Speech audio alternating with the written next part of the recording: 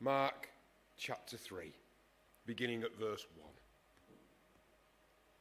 1. Another time, Jesus went into the synagogue, and a man with a deformed hand was there. Some of them were looking for a reason to accuse Jesus, so they watched him closely to see if he would heal him on the Sabbath day. Jesus said to the man with the shriveled hand, "Stand up here in front of everyone." Then Jesus asked them, "Which is it lawful to do on the Sabbath? Good or evil? To save a life or to kill?" But they refused to speak, remaining silent. He looked around at them in anger and, deeply distressed at their stubborn hearts, said to the man, "Stretch out your hand." He stretched it out, and his hand was completely restored. Then the Pharisees went out and began to plot with the Herodians how they might kill Jesus. This is the word of the Lord. If I could guarantee that you would receive one thing you want before you die, something you'd really like to do, it will be guaranteed to be paid for, who's going to be brave enough to tell us what would you do? What would you want to do? That you'd live in the memory and you could tell people before you shuffled off this mortal coil. Anyone? What would you like to do? Anyone brave enough? A trip to the Holy Land. Yep. I'd like to go up in a Spitfire. I would, seriously. I'd love to. Sorry? Thought someone else said something then. A parachute jump.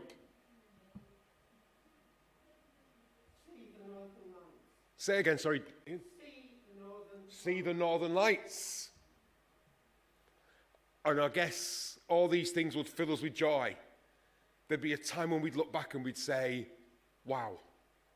And kind of, this reading here today is one of those moments where a man is about to say, wow, where this will live long in his memory and he'll want to tell people, for a long time what occurred.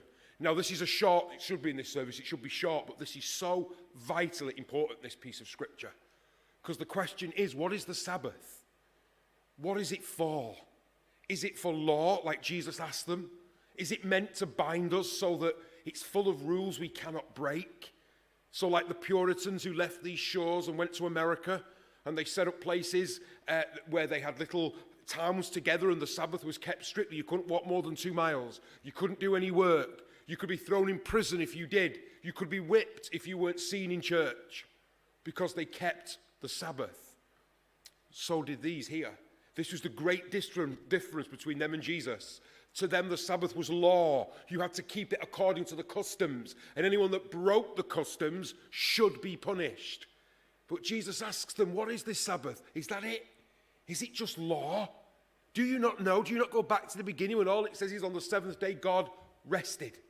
So the Sabbath is like this idea of what we'd like to do. It's made for us. It's not meant if I've read this right, to be lawful and told what to do. It's meant to free us. To put down 1 day a week, all that we do for 6. To put away the grasping, the getting, the deadlines, the forms that need to be filled in. And to look around and to be full of joy like this man, who then pulls out his hand and Jesus heals him. He is Lord of the Sabbath. And he is delivered. And so we Christians should say, well, what have we been delivered from? All different kinds of things from which we've been delivered. We just sang from sin and shame is one of them. And so we're in here. So the Sabbath should be that frees us to enjoy our family. To say, no, I'm with you today. Let's go and do something that we'll remember. Or for a church, perhaps, for someone who's not got piles of family, lots of around them, that they come here and they find others have been delivered and the joy of the Lord is their strength.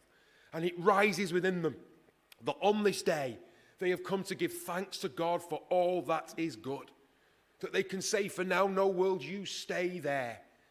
You'll come to me tomorrow. And all the concerns of Monday will be back. And I know I'll do what I have to do. But for now, I choose in joy to give this to you. Not because some priest says, oh, you can only do 2 miles. Or you can only do this and you can't do that. I've told you this story before. I always remember being in Salford in the most orthodox Jewish area outside London. And the rules are legion. Do you know you can go in their home and make them a cup of tea, but they can't turn the kettle on themselves? You could turn their heating on, they can't, etc. And my favourite one was this car drove, and then all of a sudden you saw this little head peep up and a little nod, and this whole family of Orthodox Jews, the full lot, got out the car and started walking like this. Like they hadn't driven anywhere, because they shouldn't have driven. But you see, this is it, and then this is the whole point of what Jesus is saying here. That was given you, that should free you to enjoy your God, has become a bind. You lay upon them things that they cannot deal with. That's why they're watching him. It says it, they watch him silently. They have no answer. And those that want to impose this law upon him don't say a word. They just see what he's about to do. And it says, and we don't like this, it says Jesus was angry. And it is that same word, the stubbornness of their hearts, their refusal to see what God had done with the Sabbath, why it was made.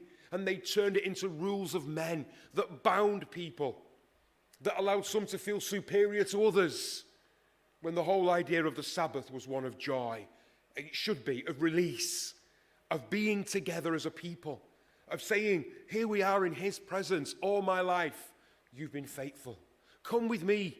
How many times have I said in this service that we'd cross up that hill singing songs of ascent because we were all one? Of every place and tongue coming to Jerusalem to worship this God. And so should the Sabbath be for us Christians, I think. So that we observe it. Not so we can say to people, well, the Sabbath is good and we think the shop should be closed. But we choose to observe it because it's our sacrifice to our God and our blessing to our brothers and sisters that we are here with them. And we can say to them, come and sing with me because he lives. I can live too. I will sing of the goodness of God, that we raise our voices. So Jesus heals him. He heals him, and this man will never be the same again. But they cannot abide what Jesus has done, and this was what will get him crucified in Mark. He breaks the law of the rabbis. He refuses, or if you want to come back to the Puritans that left, he walks more than 2 miles on a Sunday. Because it says what is right to do, good or ill. So I'll kind of leave it there. It is only supposed to be short, and it is a service of worship. So let me say again, as we worship, what have we been delivered from? You know, why are we here on the Sabbath sacrificing an hour in the morning, an hour now? Why are we here? I guess, like I said in that psalm this morning, it's because God is vast beyond our comprehension. And yet we want to worship him and thank him for what's good in our life. And then to look around the church and say, how can I encourage you because you will encourage me? So come and worship with me on this Sabbath. I, like you, have put aside the world for this one day. So I can see what's good. I can look, I can breathe. I can look at the sea and think, wow, the vastness of God.